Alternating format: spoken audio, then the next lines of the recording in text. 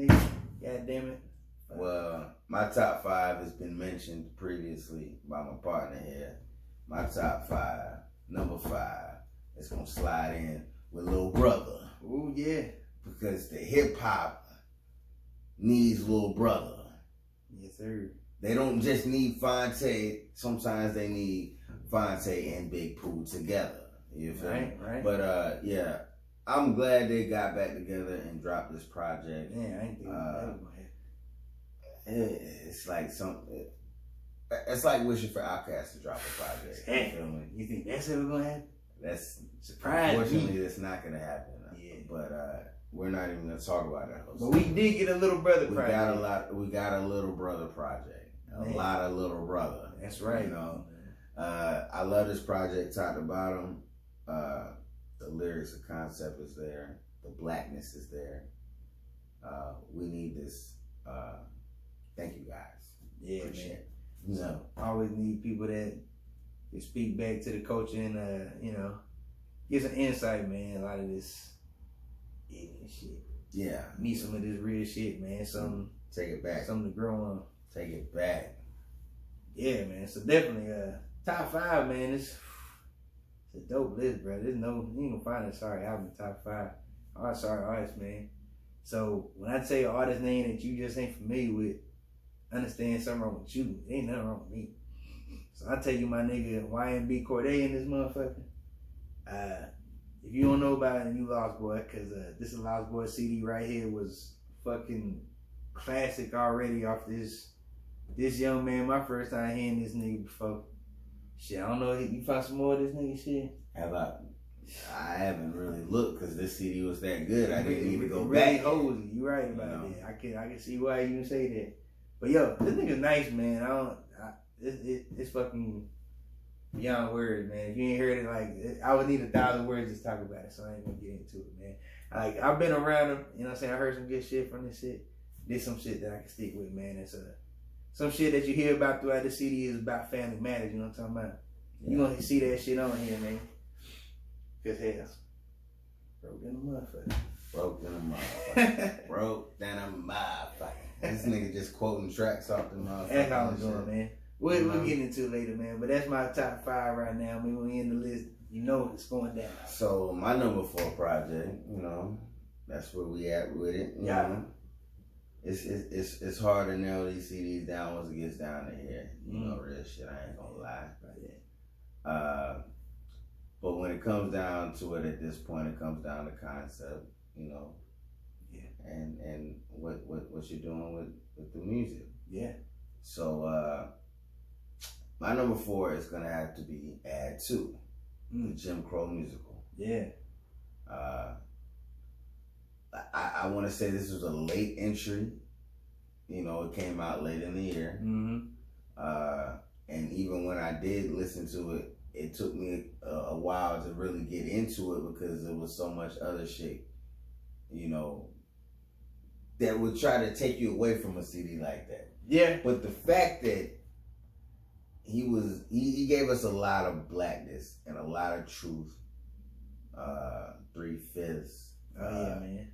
Get your hand out my pocket. You know, it's a lot of different tracks you can go to, but the lyrical concepts that come across from this project is something that everybody needs to fucking hear. Like this shit, yeah, exactly. is monumental in the fact that it's speaking to us. Yeah, you feel me? Very true, man. I like that he paint that truth that almost be hard to look at sometimes. Like, ooh, like watching Rosewood and shit. Yeah. Like, but yeah, man, that's the type of shit you get with the Jim Crow musical.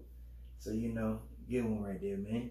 And my number 4, my partner already mentioned as well, man. And, you know, it's straight hip-hop, man. So, Sky Zoo and Pete Rock, you know, that Retropolitan, man. I got this here in my top 5. Sky Zoo one of my top lyricists, man. Like, this guy stays so consistently with dope-ass lyrics. It's fucking crazy, man. He's so much meaning in between his words. He got so much shit in between the lines, man. And so much shit you just gotta know with hip hop. And if you get all the references, man, that just makes the music better. So I always like it when Skies do come with it, man, because he definitely always keep the shit so heavily New York. You know what I'm saying? So shit with the times, you know, so Spike Lee inspired type shit, you know. So kept it real hip hop, man, with Pete Rock on it, man. You put Pete Rock on it, you know what you telling niggas, yo, this is straight hip hop. It's hip hop. The bars and the beats gonna be hip hop. Gots to be. Yeah, and I mean, he's been bringing dope ass projects in the motherfucking marathon continues, man, because he goddamn got the bars for us. So good concept, man. He talking about the police so nice. And she talking about the shit in the hood, vibe with that motherfucker, man. It's dope, man. I fuck with it, man. Fuck with Skies do heavy, dog. If you slept on a lot of his projects, shame on you, cause like Celebration of Us, go back. But check out 2019, man. That was a good one. So that brings us to number 3. Number 3. Oh shit. What we have with number 3? Number 3 is this. We talking about breaking down concepts and you know who had bars and who had that replay value, right? You feel me? Exactly. Man. My number 3 is YBN Cordae. Woo! Nice. Yeah, I know I switched it up on that. Hey. Real shit though. Real shit though. Because the potential and where I found a nigga is off of Funk Flex freestyle. Okay. And I was like, damn. So that made me go back and you know, let me see. Nigga got an album. Okay. Then the album was featured up with good features. Yeah. Like Chance the Rapper was on there. Yep. You know, Anderson .Paak. That's a dope delivery. Meek Mill probably got the best feature on here. I'm gonna honestly say, it was kind of unexpected, you know. Yeah. You got the little skit on there, you know what I'm saying? Like, you know, Meek got the hook on that bit, and you know the hook is nice. You know, nice. I mean, that was YBN Cordae is an actual lyricist. You feel me? Like he gonna paint pictures and give you bars. I think the stories and the message throughout this whole CD, like, is what we need. It's what we trying to do. We promoting blackness, right? Right, man. You know? So and this one was, like I said, me talking real heavy about family, man. I like how he did that shit. You know what I'm talking about? Grandma died when she was only 62. You know what I'm saying? Shit, he wants some 52. Yeah. You know what I mean? It was nice fucking project, man. And I really rock with it, dog. I look forward to seeing some more from this guy, man. So I'm glad to see him up in this top 5 joint, man. So we on my number 3, and I'm gonna talk about this dude that's born to rap. You know what I'm saying? Cause I got my boy The Game in here. In my top 3. Shit, man. This was a nice conceptual project, man. Top to bottom. This is one of Game's best projects right here, man. Like Game said, this is the last CD. What Nipsey said, he don't believe you. You know, he had that good skit with Nipsey on here, man, where Nipsey was talking about when he first met Game, and he talked about how it was real love when he met him. And Game had a good ass dedication shit on here, you know.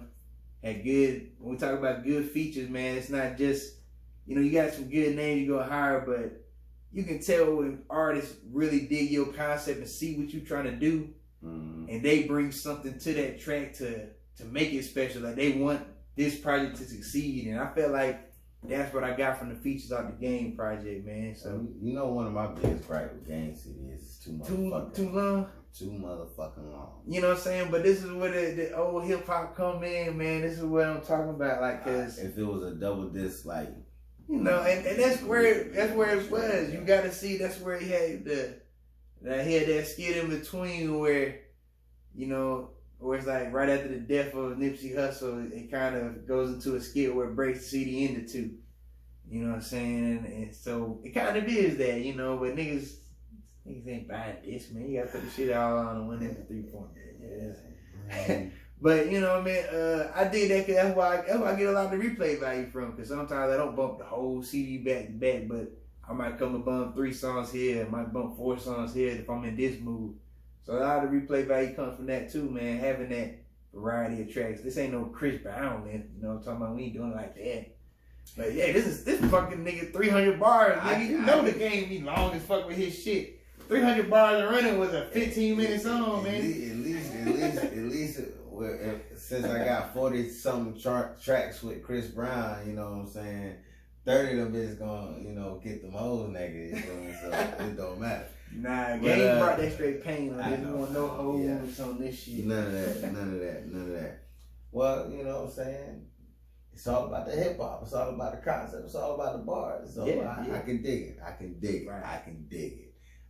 Well, I mean, my number 2 got to be about some you know, some bars, some straight bars, getting with it. You feel me? You know, one of those albums that might have got slept on a little bit. You know what I'm saying? But actually had a lot of good shit on it. Freddie Gibbs and Madlib came together and made Bandana. Yeah, they did that, man. Bandana. Like I said, top 10 is hard within itself. You know what I'm saying? Because, you know, we'll mention other albums or whatnot. Right.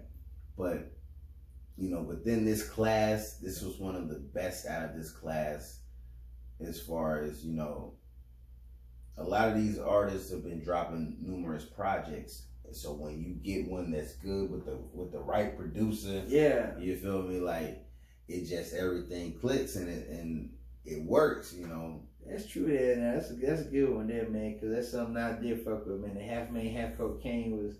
I like what he did. Because when I talk about, man, Wet Flat Tummy Tea was nice. Fake Names was nice. And what I like what he did with this, like we talk about flow of an album, like each track like had 2 beats on that shit. Like it transitioned into the next, and it was such a smooth transition, such a good flow. So that's what you do when you got, you know, one producer just make the shit, man. You know what I'm saying? So it was a good motherfucking flowed out. That was a good one there, man. So yeah. If you don't know about Freddie Gibbs, man, definitely go follow that shit. Peep that shit. And shit, man. I like that you brought somebody new to the table, man, because a lot of these niggas still don't know. And I feel like, you know, the one I got for number 2 here, everybody should know at this point. We've been telling people to finally know about this shit at some point. So I feel like they did. Fucking started getting some nominations, getting big, and with this Project Eve that she dropped, it was clear that she came here with a concept with this album to talk about powerful females and shit. So I got my girl Rhapsody come in here at number 2. Fucking solid album, man. If we talking bars, how could I fucking not mention this girl, man? It's ridiculous how heavy her bars is. Can't even compare to females. It's not a separation. Hip hop, Rhapsody, man. Fucking the Soul Council on the beats. Ninth Wonder doing this thing. So I gotta put it up there, man. Got to. Peace sign. That's it too. Well, I got this motherfucker at number 1. Yeah. Rhapsody Eve was my number 1 album of the whole year. When it comes to concept, delivery, bars, you know, painting pictures, like this was that album that did it really at the best of its ability throughout the years. Yeah, Cleo. Like he said, you know, she took powerful black women throughout our history and made songs about it. This wasn't like some random thing she thought about. This has been a concept for years. Like, if you go back on Rhapsody, Idea Beautiful, one of my favorite Rhapsody projects, you know what I'm saying? She was actually thinking about this back then. You feel me? Yeah. That's how deep this project is. Real shit. It's just so much shit on this project that I'm not gonna break down for you. Y'all just need to make sure if you have never heard of Rhapsody and you keep talking. This is for hip hop heads. I ain't even. I'm not even talking to people. We talking about bars, but she spit heavy metal gates. Yeah, you know what I'm saying. Like this is something deeper than that. I just want people to be aware of the greatness. You feel me? Like I real live, real shit. Want to get an interview with Rhapsody, not want to, you know. Yeah, definitely, like that. Man. But Rhapsody has been a strong force in hip hop for the last 5-6 years, like strong. maybe even a little bit longer than that. But I feel like she's getting that recognition, man. And we've been talking about it for a long time. She's been in my top 3 the last couple years. Yeah, she definitely has. Every year she drops a CD. Yep, and these top 5, top 3s, honestly. So that's something Rhapsody is stay consistent with the bars, beats is always gonna be nice with nice one on there. Yeah. And she stays true to the mission. Yeah. And it's clear and evident, man. So that's worth it. Easy could have been number 1, man. I give him my number 1 to my number 2. Add 2 on this joint, cause just because, man, I've been waiting for this guy to drop some music so long, man. I personally told him, man, I want to hear some music from you, and he told me he got me. Cause you can't. He really has taken his way to just be more so about the movement, almost so much they, didn't want to even get back into the music, man. And I was like, bro, we got to know you through the music. That's how people gonna stay connected with you. Like, come out with it and move the movement with the music. Yeah, that's something I promote as an artist myself. So when I see somebody doing some shit that I fucking do myself, I'm like, I rock with it because you did it right. Jim Crow the musical started out, and it continued with really clever skits throughout it that tie the album together, that really make you think about some shit. And the bars itself do that, man. I mean, the Fear of God. We already talked about a couple, man, 3/5 and shit, but Souls for Sale. Yeah. And fucking, he talks about the culture from back then to now and how it really dealing with the same problems that we were dealing with in the 60s and shit. A lot of the same shit we was talking about, like, it could apply to right now.